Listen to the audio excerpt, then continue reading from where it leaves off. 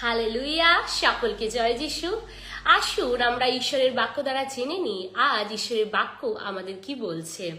ঈশ্বরের বাক্য যিহোশুয় 1:9 ঈশ্বরের বাক্য যিহোশুয় 1:9 ঈশ্বরের বাক্য বলছে, আমি কি তোমাকে এই আদেশ দিইনি, তুমি সাহসী ও শক্তিশালী হও, তুমি ভীত হইও না, হতাশা হইও না, কারণ তুমি যেখানেই যাবে তোমার ঈশ্বর সদাপ্রভু তোমার সঙ্গে সঙ্গেই থাকবেন। আমেন।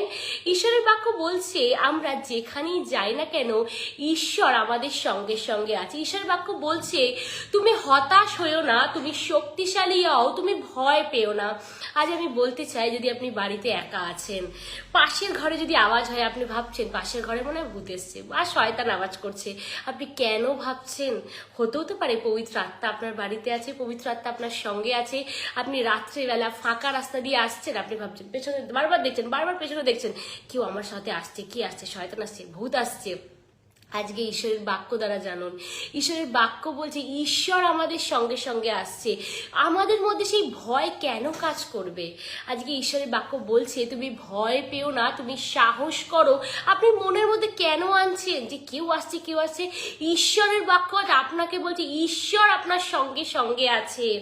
ঈশ্বর চায় আপনার সঙ্গে থাকতে, আপনাকেই সাহস করতে হবে। আপনি যখন বাড়ি থেকে বেরোচ্ছেন ঈশ্বরের কাছে প্রার্থনা করে যান।